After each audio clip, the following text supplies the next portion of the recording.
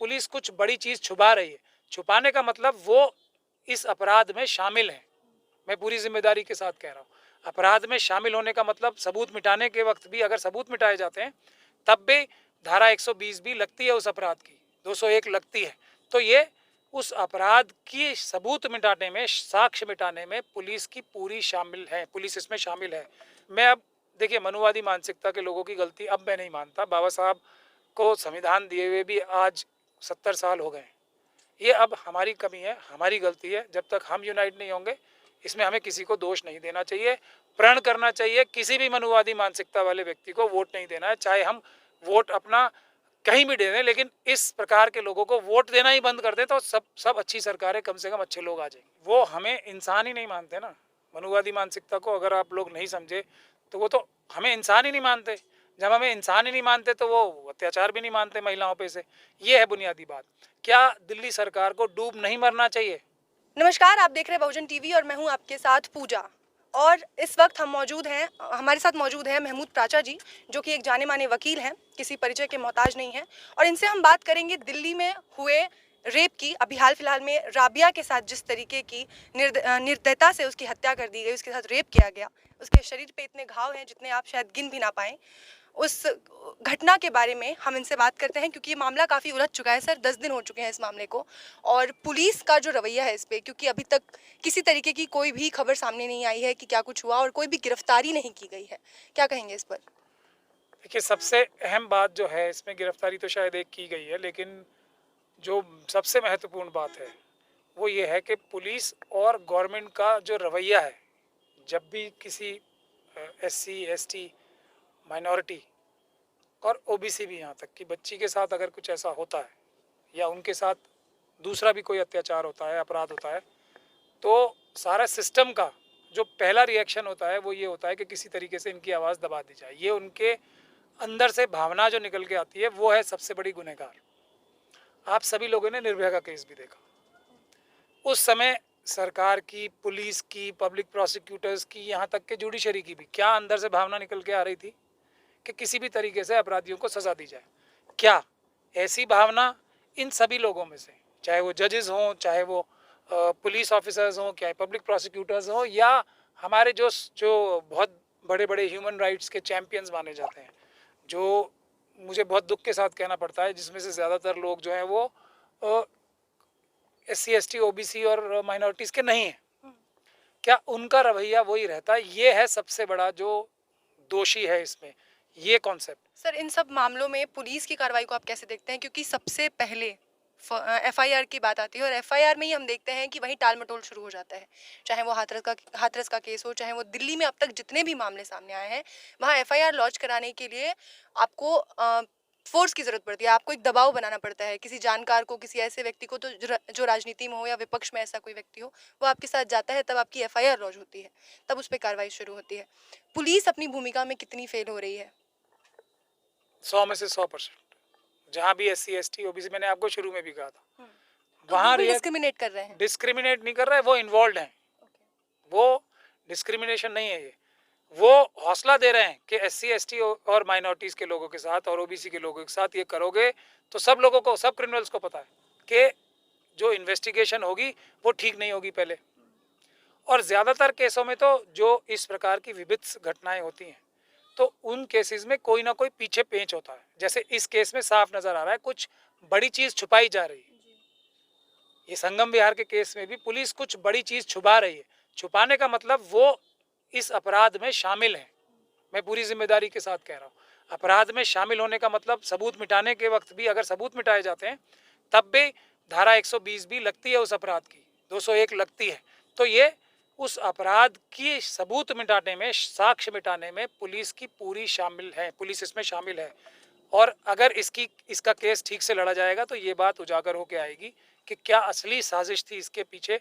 ये कोई आम मर्डर नहीं है, ये जो घटना है ये आम घटना नहीं है, इसके पीछे राज हैं। अगर ये केस ठीक से लड़ा जाएगा। अब इसमें एक चीज़ और होती है, देखिए बढ़िया बात क्या है, जहाँ भी इस प्रकार के केसेस होते हैं, निर्भया के केस में तो सबसे पहले खुद ही FIR की पुलिस ने, खुद ही पुलिस ने अरेस्ट किया, खुद ही पुलिस ने 20 टीमें दौड़ा दी पूरी चारों तरफ। इन केसेस में इसका उल्टा होता है, FIR ही नहीं होती है।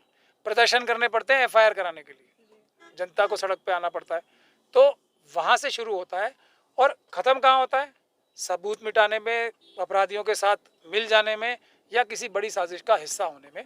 पुलिस का रोल ही सबसे महत्वपूर्ण होता है। अगर पुलिस और प्रशासन अपना काम ठीक से करेगी तो ये घटनाएं नहीं होंगी। वही इसका सही समाधान है। कानून बदलना समाधान नहीं है, कानून पे अमल करना समाधान है। वो पुलिस नहीं करती है, पुलिस बिल्कुल नहीं करती है वो, यही इसकी मुख्य वजह है इस प्रकार की घटनाएं नहीं रुकने का। और ये इस बात को देख लीजिए, अगर इस बात को हम ये कहेंगे कि ये सिर्फ पूरे महिलाओं की बात है, तो ये पूरे महिलाओं की बात नहीं है, ये SC ST और माइनॉरिटीज़ की महिलाओं की बात है। ये एक अलग कैटेगरी है, इसको हमें समझना पड़ेगा। जब तक हम ये नहीं समझेंगे हम इसका सोल्यूशन नहीं पा सकेंगे। महिलाओं में भी वर्गीकरण है, SC ST और माइनॉरिटीज़ की महिलाओं के साथ ज़्यादा ज़्यादती होगी, ये हमें समझनी पड़ेगी।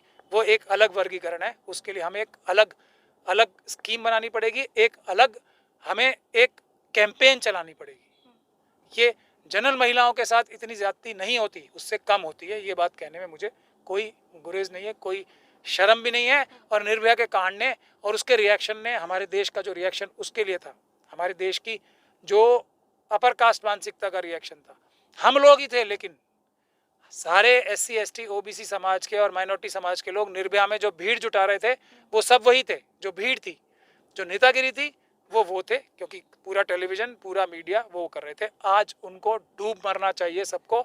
और जो बड़े बड़े जर्नलिस्ट अपने आप को बहुत बड़े जर्नलिस्ट बनते हैं, मैं उन सबको भी कह रहा हूँ, शर्म करें वो सब।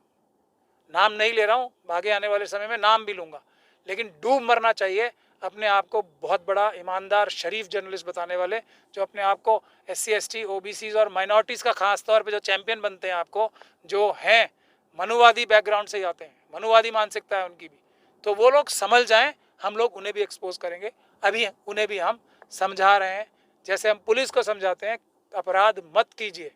इस केस में भी मैं बता रहा हूँ, मत कीजिए अपराध, मत छुपाइए असली सच। हो सकता है मैं ही वकील हो जाऊं कल इसमें, तब क्या होगा? तो इसलिए जाग जाइए, मत कीजिए, कानून से काम कीजिए, संविधान को पालन कीजिए। संविधान और कानून से ऊपर कोई नहीं है।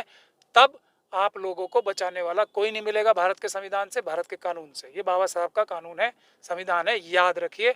सभी पुलिस के अधिकारियों को मैं याद दिला रहा हूँ और निवेदन भी कर रहा हूँ। सर, आखिरी सवाल आपसे करूंगी आपके ही जवाब से। जैसा आपने कहा कि निर्भया के समय भी सड़क पे आने वाली सबसे ज़्यादा तादाद और अपनी आवाज़ बुलंद करने के लिए यही लोग थे जिनके साथ आज इस तरह की प्रताड़ना हो रही है।